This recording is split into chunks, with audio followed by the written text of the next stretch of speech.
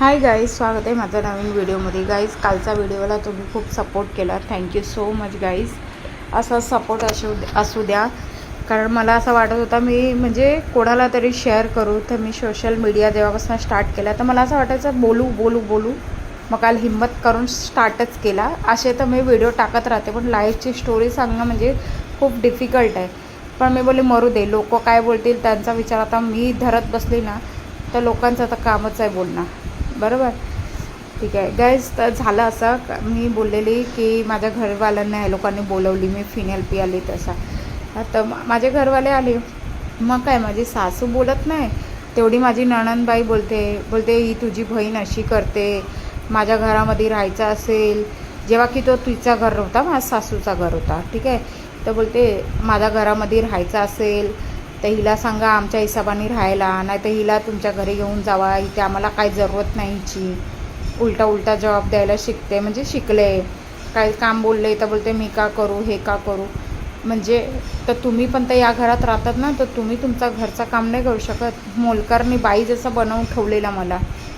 तर मी बोलले तुम्ही करा, म्हणजे काय पण त्या लोकांचं पर्सनल काम का, त्यांचे कपडे घडी बी करायला मलाच लावायचे. तसा तू जाऊ द्या. नंतर मग माझी बहीण आली.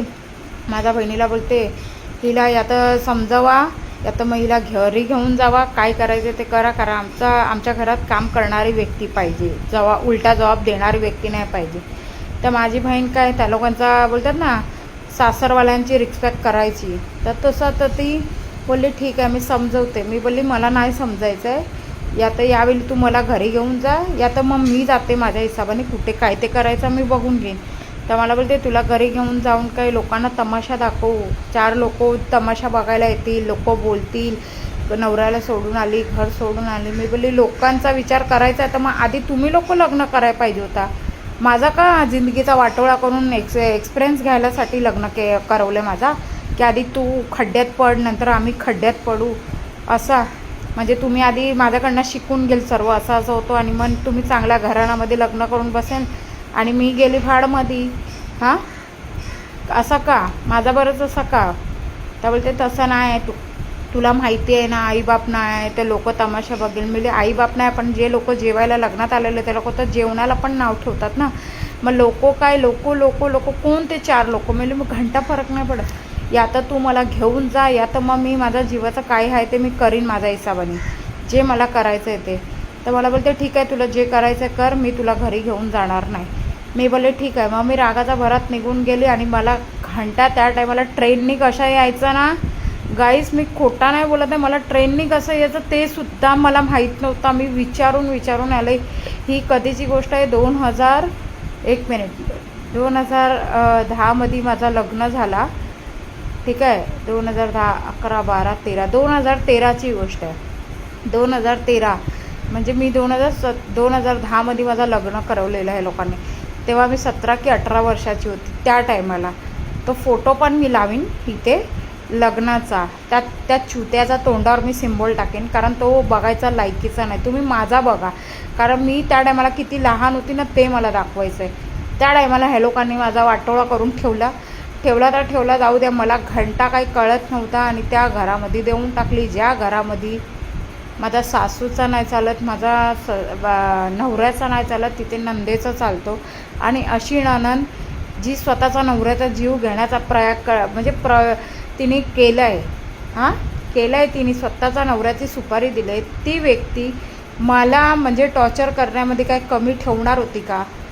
तरी मी जाऊ द्या, मी बोलली मरू दे, आपलं घर आहे, आपण आपलं घर समजून करूया. पण नाही, एवढा टॉर्चर केला. मग मी रागाचा त्या टायमाला मग माझी बहीण मला घेऊन आली नाही, मी स्वतःच एकटी निघून गेली. माझ्याकडे जे 2-3 थोडे पैसे मी वाचवलेले, माझी बहीण जेव्हा यायची, म्हणजे माझ्या बहिणी लोक, माझी आत्याची सून वगैरे यायची ना, तर हातामध्ये देऊन जायचे पैसे वापरायला. तर ते पैसे मी लपवून ठेवलेले. आणि त्याच पैशाने मी ट्रेनमधनं आली. आई शपथ, बोलताय ना कोणती ट्रेन पकडायची, तिकीट कशी काढायची ते सुद्धा मला नाही माहिती होता. मी ज्या देवाला मानते ना त्या देवाची शपथ, दशामा जी मूर्ती म्हणजे देवी आहे त्या देवीला मी मानते, त्या देवीची शपथ. मला काय घंटा ट्रेनचा काय माहिती नव्हता, काय कळायचं नाही. मग मी गेली तिथे विचारून स्टेशन कुठे आहे, स्टेशनला गेली, तिकीट काढली आणि कोणत्या ट्रेनमध्ये बसायचा. कांदिवलीला उतरलं, मग कांदिवलीवरनं कसं यायचं ते माहिती होतं, पण कोणती ट्रेन येते कोणती जाते ते पण नाही माहिती. मग काय आली तरी माझ्या बहिणीने मला एवढा लेक्चर दिला, बोलते 2 दिवस राहा आणि परत इथून जा तुझ्या नवऱ्याकडे, इथे राहायचा नाही, एकदा लग्न करून दिला म्हणजे आमची जिम्मेदारी संपली असं बोलायची. गाईज खूप मोठी स्टोरी आहे माझ्या लाईफची, मी उद्याचा ब्लॉगमध्ये बोलेन. Okay guys, bye, stay tune आणि माझा व्हिडिओला सपोर्ट करा गाईज, लाईक करा आणि व्हिडिओ आवडल्यास शेअर पण करा की माझी लाईफची स्टोरी आहे ना दुसऱ्यांना पण पोचेल, म्हणजे बघू शकतात. सहन नका करू प्लीज, सहन नका करू, सहन करून काय भेटत नाही. ओके गाईज, फॉलो करा. बाय, स्टे ट्यून, भेटूया नेक्स्ट ब्लॉगमध्ये गाईज.